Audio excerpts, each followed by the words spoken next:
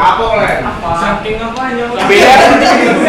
Saking lemes dia lemes. Dan parahan direkam, kaki direkam.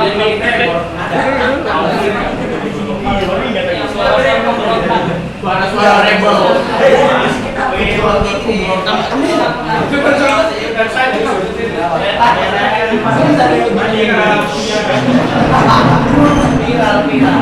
Udah sore. Diam. Laporan terus aja. Ininya mana?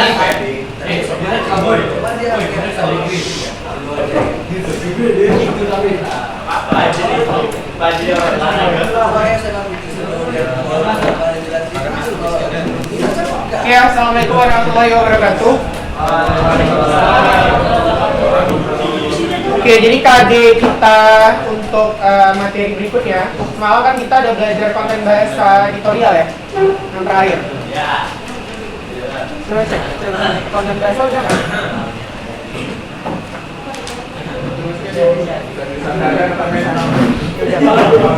Nah, berarti hari ini kita akan bahas tentang nilai-nilai dalam buku fiksi.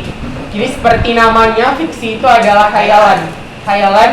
Tapi sebenarnya khayalan ini bukan sekadar imajinasi, melainkan realitas kehidupan.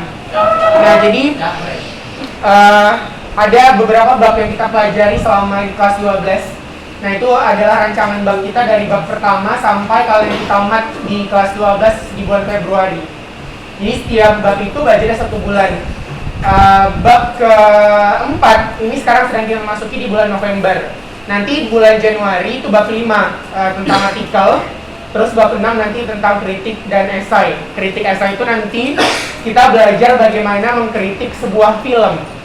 Tapi teksnya itu cukup berat sebenarnya, karena yang kita kritik itu bukan sekadar resensi seperti yang kita kenal di kelas 11 atau SMP, melainkan sampai ke resolusinya, sampai ke dampaknya pada masyarakat. Nah, itu namanya kritik. Nah, hari ini kita akan fokus ke bab 4, yaitu fenomena kehidupan dalam novel. Ada beberapa tujuan pembelajaran. Yang paling inti sebenarnya adalah kita bisa mengidentifikasi nilai dari sebuah buku fiksi yang kita baca. Jadi nilai-nilai itu ada beberapa, ya kan? Nah, pernah nonton film ini nggak?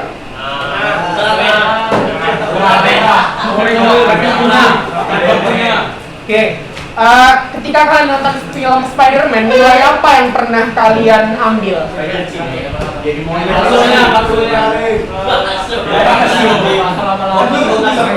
Oke. Dalam setiap episode Spider-Man yang ditulis oleh Marvel, selalu ada satu moto utama yang sering diucapkan oleh si paman bandnya, yaitu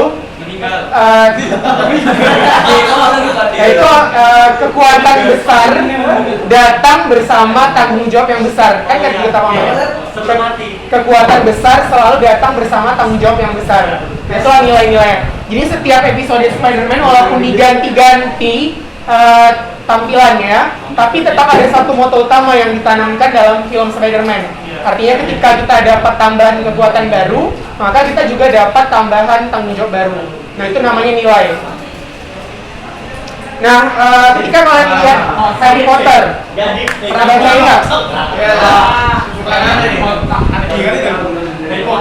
gue banget. Oke.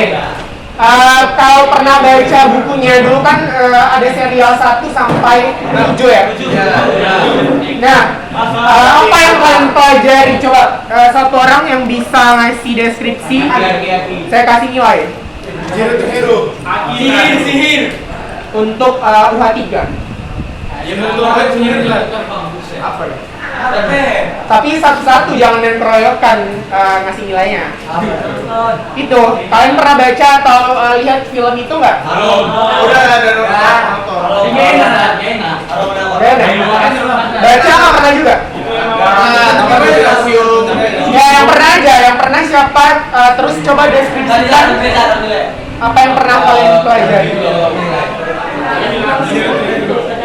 Ada apa? Silakan. Siap. Udah suaranya. Dan pernah main sihir sama orang biasa. Oh, Voldemort ya.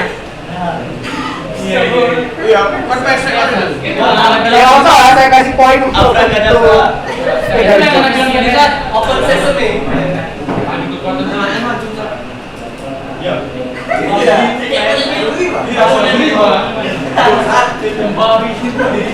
Jangan lebar. Nah, silakan. Yang melawan dari keluarga karena dia ini kan apa Elma kan? Oh, ternyata dia bintangnya gitu ya. Bintang kita. Siapa namanya? Hah? Kalau Anda saat mungkin saat Oke, silakan. ragu membuat keputusan lah. Itu aja. Di part apa itu ada Eliza?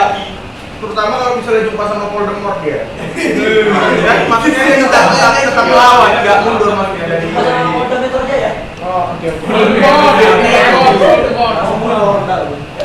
Oke, jadi dari review jurnal Forbes Amerika, sebenarnya yang mau dikenalkan dari cerita Harry Potter itu adalah setiap orang ada memang beberapa generasi yang digariskan untuk sukses, tapi semua orang hampir bisa sukses kalau mereka berupaya untuk itu. Jadi kan di sekolah itu selalu ada dua tipe anak. Satu anak yang memang lahir dengan bakatnya bakal sukses, nggak dia pun belajar kali, dia udah memang bakat sukses, kayak Harry Potter tadi. Makanya kan Snape-nya agak iri sama dia. Kalau si Hermione Granger, dia kan memang orang yang biasa aja, dari keluarga biasa aja, tapi dia belajar keras. Jadi memang yang mau diajarkan di situ ada dua tipe siswa. Satu yang memang bakatnya bagus, satu lagi yang punya kerja keras bagus. Gitu. Jadi dua-dua bisa sukses sih dengan jalannya masing-masing. Itu kira-kira yang di-review sama jurnal yang pernah saya baca. Jadi nasib si Ron ini memang Ron ini kan tahu. Iya, kayak cucu gitu deh. Sebenarnya Ron itu juga berbakat, cuman dia aja yang kurang ditampilkan di cerita ini. Iya. Wes, ampun. Apa kita sama Ron ini? Bentar ya, Aduh, kita udah ngalahkan nih. bentar ya, coba kalian perhatikan video ini terus saya mau kalian ngasih simpulan.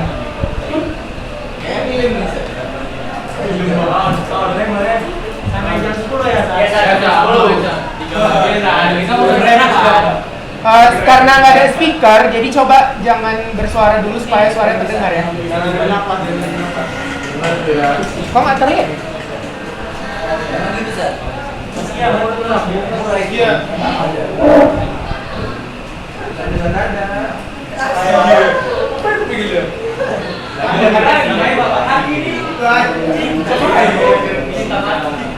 Aku cinta sebetulnya. Tapi kan aku gak ngerti aja.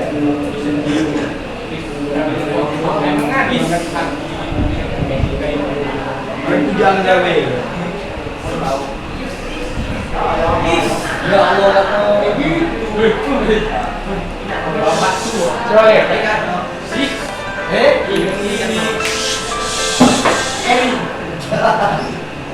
Dia adalah pengemis. Pengemis itu buta. Itu kan tulisannya.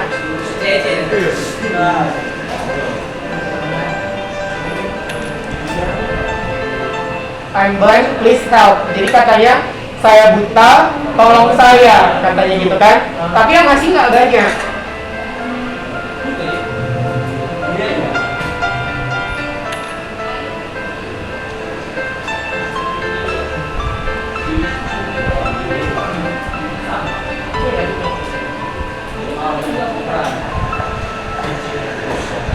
Terus diganti sama perempuan ini tulisannya.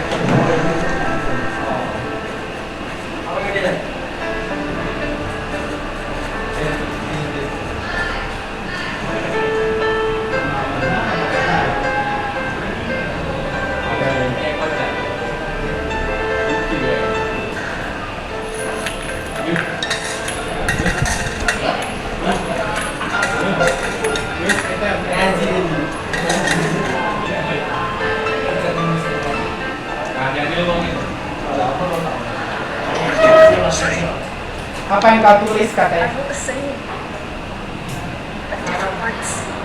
Saya nulis hal yang sama, tapi dengan cara yang berbeda. Apa Apa yang tulisnya? Hari ini adalah hari yang indah, tapi saya tidak dapat melihatnya.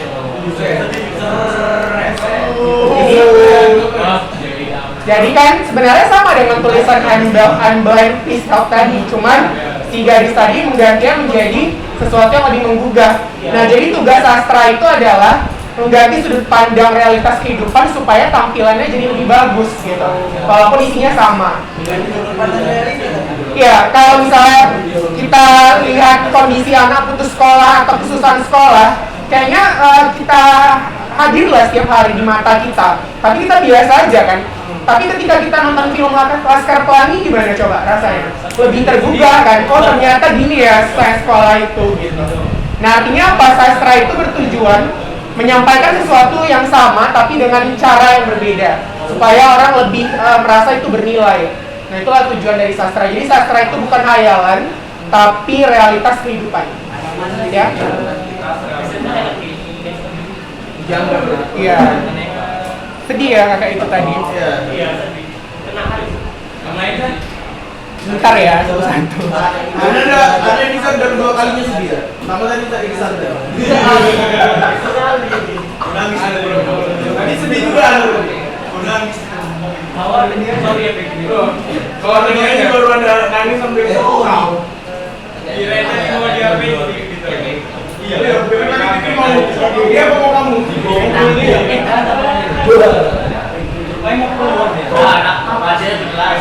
Oke, dalam sastra tadi ada beberapa unsur. Pertama ada tema, latar, penokohan, sudut pandang, amanat, gaya bahasa. Yang semua ini mungkin udah berulang-ulang kamu kenal di SD dan SMP, dan di kelas 10 juga mungkin sudah pernah dipelajari. Jadi yang paling penting adalah kamu tahu definisinya. Di mana letak latar itu tempat terjadinya konflik. Ya, jadi bukan masalah berapa banyak tempat yang muncul di cerita, tapi di mana konfliknya terjadi. Sama juga dengan gaya bahasa. Gaya bahasa itu apa coba? Coba Iban yang biasa berpuisi. Apa gaya bahasa itu? Haki. Namanya siapa sih Iban? Iban itu dah. Oh, sorry. Maklum mahasiswa saya banyak. Bahasa bisa apa? Gestur. Gaya penulisan kalimat 1, 2 apa kata-kata yang dipakai. Kata-kata yang dipakai. Oke, good. Satu lagi apa?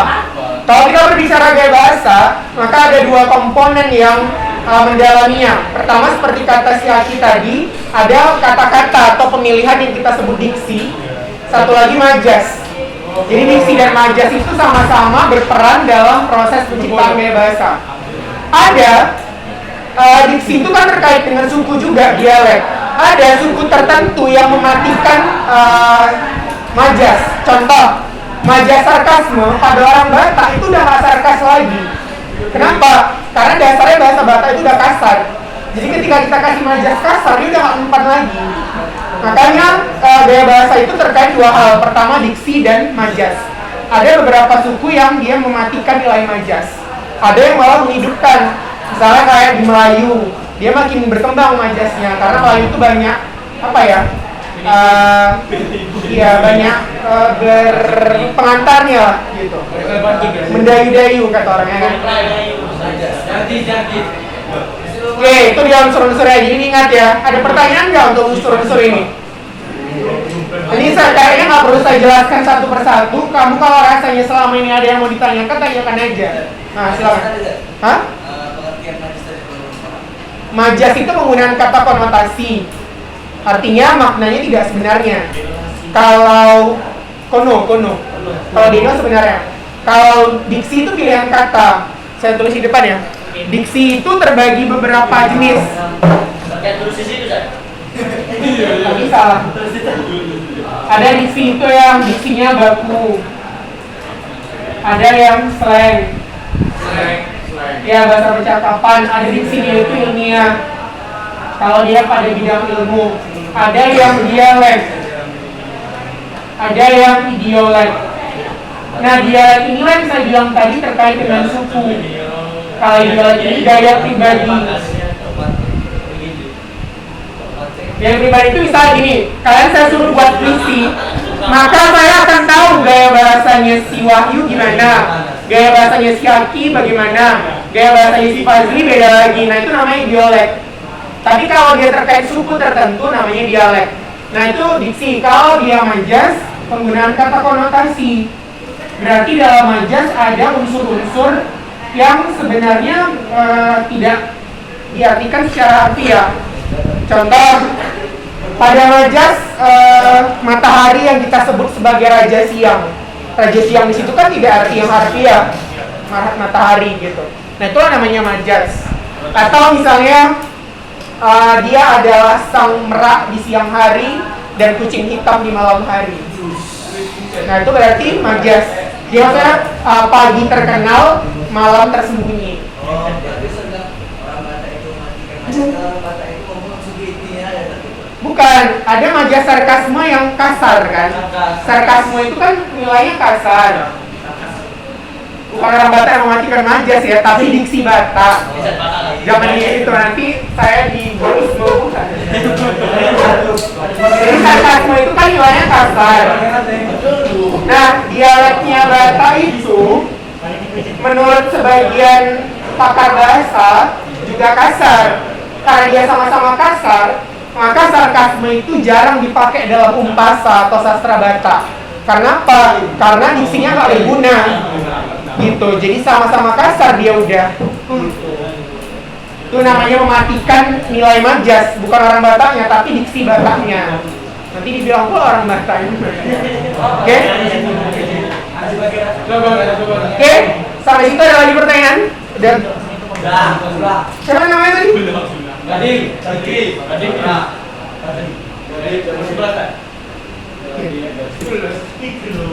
Nah, selanjutnya ini kalau ini unsur puisi.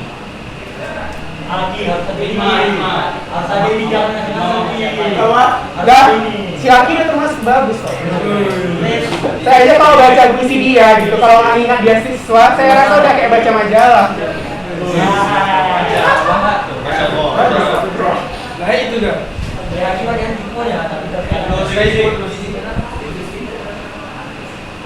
Oke, jadi ada beberapa hal yang perlu kita pelajari dalam puisi. Pertama ada kata konkret. Kata konkret itu adalah kata yang bentuknya ada secara fisik. Misalnya matahari, bulan, bunga. Secara fisik nampak kan? Nah itu namanya kata konkret. Tapi kayak cinta, kebijaksanaan, keramahan itu bukan kata konkret. Karena secara fisik tidak punya bentuk. Lalu ada image. Itu berdasarkan indera. Jadi kalau misalnya dia cenderung lebih banyak suara kicauan burung itu menyapa aku di pagi hari, berarti pendengaran. Di atas meja itu terdapat segelas kosong harapan. Gelas itu kan kalau kita lihat gitu kan. Nah berarti image-nya itu penglihatan. Nah itu namanya image. Jadi kalau ada soal-soal tentang imaji atau pencitraan, fokus kita bagaimana dominansi alat indera pada puisi tersebut. Nah itu namanya image. Kalau rima pengulangan bunyi, yang ada rima literasi, ada rima sonansi. Kalau di pantun kan ada ABAB, ada AAA, ada ABC, nah itu rima pengulangan bunyinya. Sementara tipografi letak paragrafnya, letak baiknya. Kalau makin ke kanan, baiknya itu makin penting. Gitu ya. Jadi itu ada nilainya. Oke, ada pertanyaan nggak? Ini untuk puisi.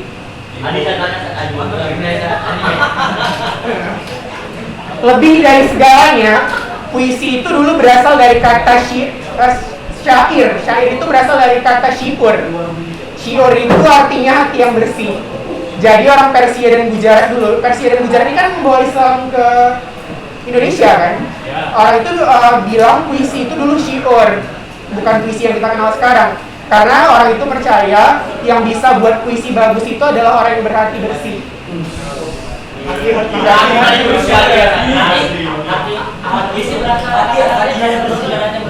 Iya, berasal dari kata syair. Syair itu berasal dari kata syiur. Nah, artinya hati yang bersih. Kalau Burindam beda lagi lah itu. Ya, Burindam itu masuk puisi juga, tapi puisi lama. Ya, maksudnya gini, beda puisi yang ditujukan untuk sekedar mainkan kata-kata, beda puisi yang dipakai memang benar-benar puisi, gitu kan? Kan ada yang puisi yang benar-benar menyentuh hati, gitu. Nah, itu dia. Jangan jadi seperti Aspa. Itu lagi dia. Itu saya pesan untuk wanita. Kayaknya ada nilai-nilai. Kalau nilai moral bersumber dari apa coba? Nilai moral dari norma ya. Kalau sosial, saya membantu korban bencana tsunami, berarti nilai? Ya, karena dia berhubungan dengan sesama manusia. Kalau agama, Tuhan. Gimana contoh nilai ketuhanan? Yesus Kristus. Contohnya gimana? Contohnya kayak lagu EXG aja tuh. Nah ya, lagu Gadis. Ya, itu nilai agama. Nilai budaya, Budaya. kebiasaan ya. Oh apa ayam? Saya masyarakat Hindu di Bali sering mengadakan nyepi. Nyepi itu betul-betul dimatikan semua lampunya, nggak ada suara apapun. Kalau ada ketahuan nyalakan lampu, ditangkap polisi. Memang seperti itu kalau di Bali pas hari nyepi. Jadi dulu pernah kan kawan saya mengadakan penelitian. Jadi dia kan mau ngerjain di laptop, pas hari nyepi itu terpaksa lah lubang-lubang ini itu diisolasi bannya supaya saya nggak keluar dari kamarnya. Karena mereka saking menghargai budaya tadi, jadi pada masa nyepi itu nggak boleh ada suara musik, nggak boleh ada lampu, nggak boleh ada apapun. Sepi, memang betul-betul sepi. Malam juga. Iya. Iya. Enggak, di sana justru aneh kalau kalian masukkan sepeda motor ke rumah. Di sana di luar-luar gitu aja. Karena nggak ada maling. Nanti story kembali ya. Ngomong nggak boleh nggak? Hah? Ngomong ya. Memang boleh lah. Masa ini nggak boleh. Masa ini tapi jangan ribut. Jangan bersuara. Kalau estetika keindahan ya, misalnya kayak Candi Borobudur, terus Candi Prambanan, budaya batik, itu estetika. Kalau nilai pendidikan masalah kerangka berpikir masyarakat. Kalau kita kan bersumber dari Pancasila. Kalau Amerika kapitalis, Cina sosialis, itu namanya nilai pendidikan. Liberalis yaitu punya kapital. Kapital itu kan sebenarnya liberalis, pengusung kebebasan. Nah, ini coba. Ya, di video lagi. Ini baru belajar. Ini baru belajar, woi. Ya, tadi berapa? Tadi itu pemaksaan. Catat. Aku lagi dia gas dulu. Terakhir kita gas ya. Lebih Twitter lalu. Enggak lalu dia apa ya? Bentar ya. Udah lewat 20 menit lagi. Udah lewat waktu pelajar perusahaan yang bermutu ini. Aslinya enggak? Iya. Bentar. Saya makan dong. Enggak, ini cuma cuplikan film.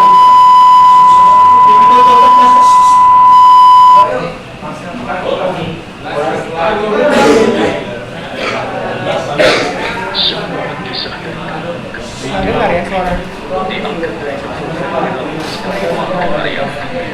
Biar aja lah.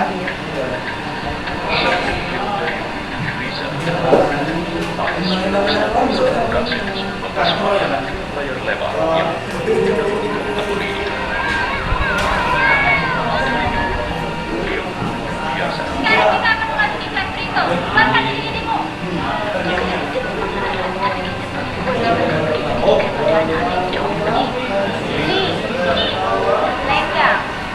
Mana harus lengga? Yang betul pasar harus. Kalian harus punya keberanian, punya keinginan yang kuat, dan pantang menyerah menghadapi tantangan macam.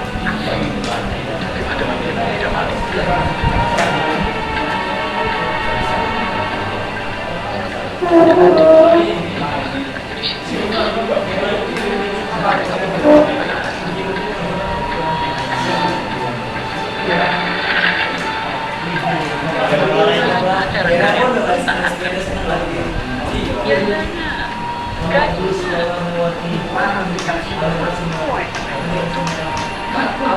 sekolah dulu sampai Sekolah ini tidak boleh ditutup. dan sebelum dia kabur pada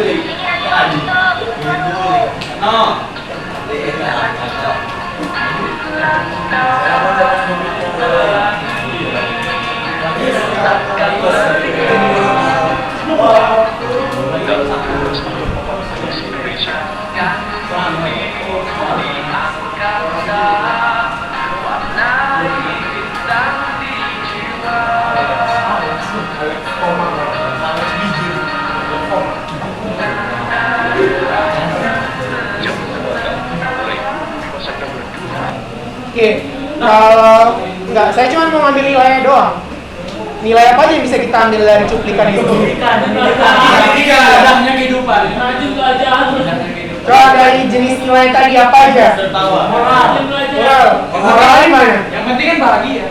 Yang penting Moral di mana? budaya.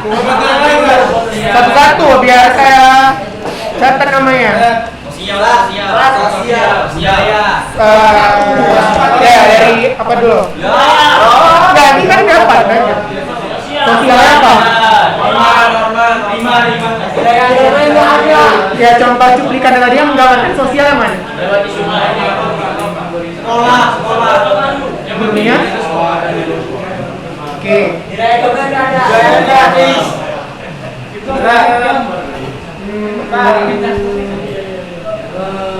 Ya, kita ganti-gantian ya. Ya, moralnya apa? Menghormati orang lain, nggak dipandang dari sisi ekonomi. Agama. Menghormati. Di situ di mana nih menghormati? Kan kayak orang-orang yang kalau aja belajar sekolahnya itu rendah gitu. Oke. Siapa namanya? Haikal. Ya, Farhan. Budaya Ustaz. Budaya apa coba Farhan? Kita seni tadi itu Ustaz, dari nari orang itu. Oke, good. Budaya boleh dua ya? Hah? Iya, boleh. Apa lagi? Satu lagi Fajri. Tinggi ke agama. Bukan. Kalau itu dia lebih ke sosial sih. Nah, kalau menjunjung keberagaman. Sosial. Ya, oke lah. Boleh lah. Bisa di request. Ntar ya. Bu ya, sabar ya, anakku. Satu ya. Ya. Siapa namanya? Anak tak dicatat. Udah. Ya sudah ada kesenjangan sosial tak di hukum. Berarti nilai apa? Nilai sosial juga. Nilai sosial. Kesenjangan sosialnya di mana? Yang ada di situ. Ada beda-bedain gitu. Bisa lah. Ada beda-beda. Bisa lagi satu lagi nilai-nilai apa? Putus tangannya. Ntar ya. Bentar ya anakku ya. Bentar ya.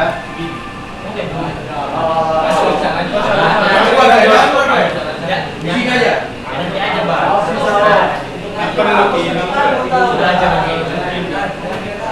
Apa sih mau? Ya istirahat ya.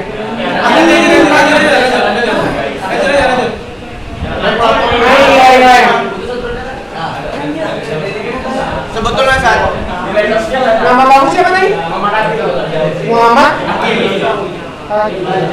sebetulnya dari semua itu yang paling terpenting adalah pendidikan. Iya. Di bawah itu San. Oh iya. Nilai pendidikannya luar kan. Belajar orang Islam.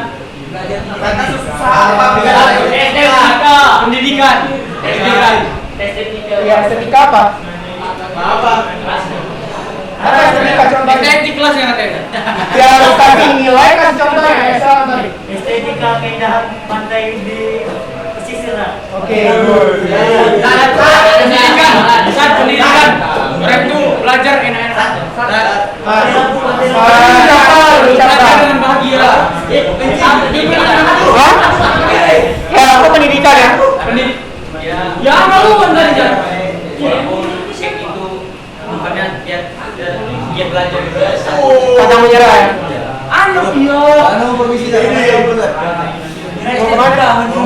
Satu pendidikan. Sekalian jawab. Jawab. Silakan. Dia tetap belajar. Belajar. Agar lagi ya, dengan keadaan seperti itu tadi. Sama. Ya itu langsung bilang itu tadi. Sama aja. Ya biar dua-dua nilainya. Nggak boleh gitu. Gadis ya?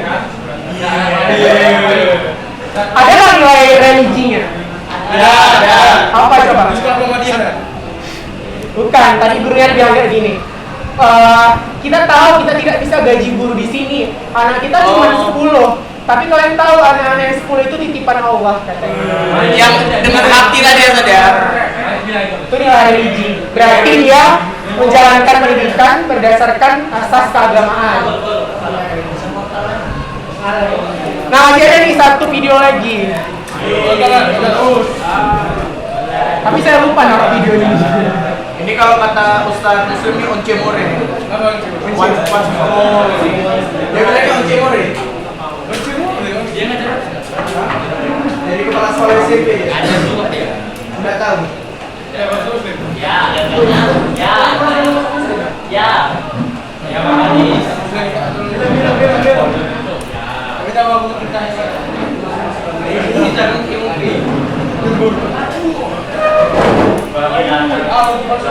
Nah, yang saya lupa.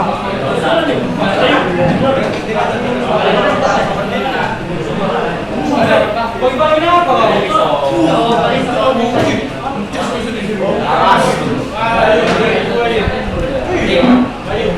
Saya lupa.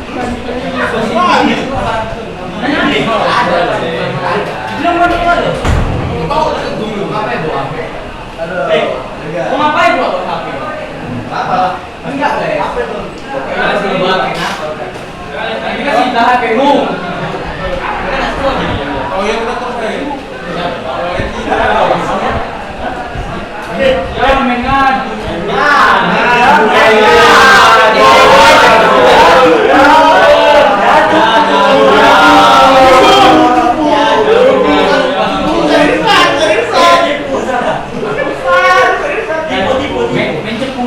Tapi sebelum itu coba ini dulu, catat ini dulu.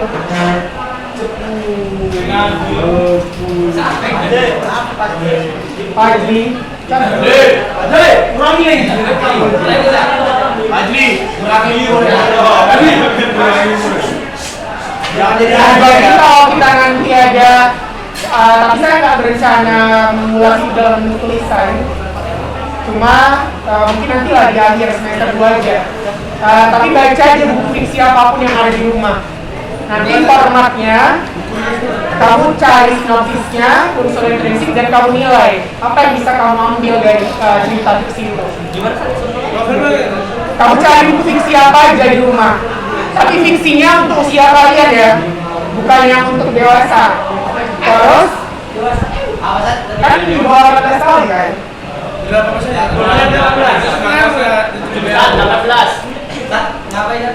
Cari buku fiksi di mana aja, di perpus boleh, di rumah, di perpus Medan. Terus dia online. Online juga bisa. Karakter sebuah game. Tapi bukan iPad ya, yang udah terbit,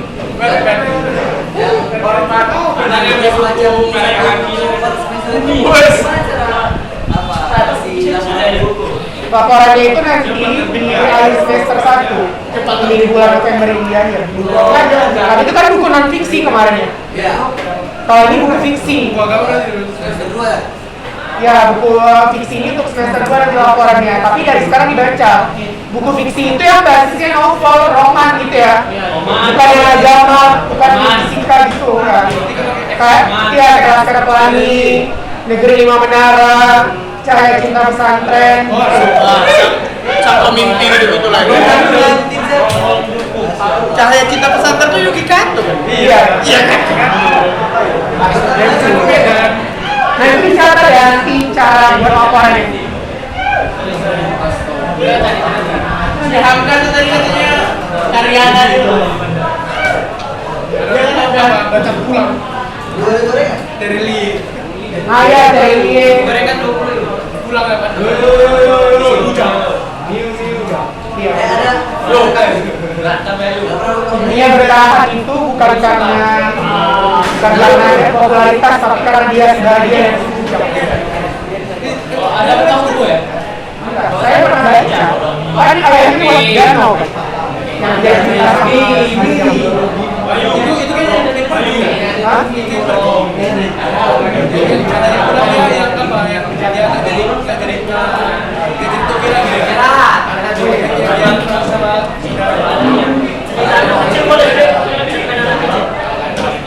Boleh? Belajar biologi. Kalau bisa jangan ceritakan novel. Novel anak boleh. Yang tipis-tipis kan baik novel anak. Ya pokoknya novel aja. Kalau 18 tahun kayak novel, kayak cinta apa sih? Dibaca baru tentukan ringkasannya, unsur interesting dan apa yang bisa kamu ambil nilainya. Yang 3 itu. Dari buku sampai gratis. Enggak, novel. Dan bumi manusia gitu kan. Karawat, teknik karawat. Kalau yang kemarin non fiksi. Iya, yang kemarin kan Itu kemarin yang fiksi itu kan melaporkan topik penting dan luasannya. Dan Non fiksi kan kayak buku fisika, agama, kalau ini enggak. kayak novel yang udah ditayangkan di TV kayak Hanya Cinta gitu kan. Boleh. Kalau yang di TV biasanya ada. Tapi yang di TV ya lihat juga ya, kan ada juga novel-novel dewasa. iya oke. Boleh kan? Udah bisa keluar. Hah? Udah bisa keluar. Udah. Istirahat kan? Ya silakan istirahat. Oke, itu saja. Assalamualaikum warahmatullahi wabarakatuh.